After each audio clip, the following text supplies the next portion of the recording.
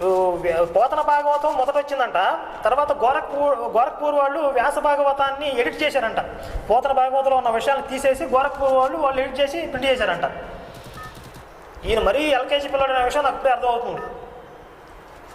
పోతన భాగవతం ముందా, వ్యాస భాగవతం ముందా?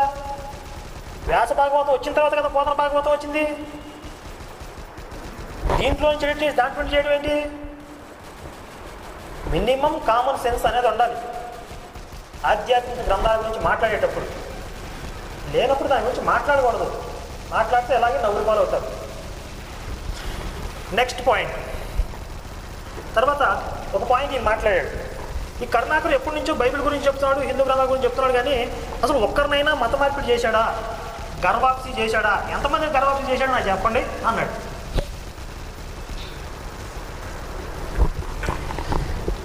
ఇక్కడ ఈయన మనస్తత్వం ఏంటో మనకు అర్థం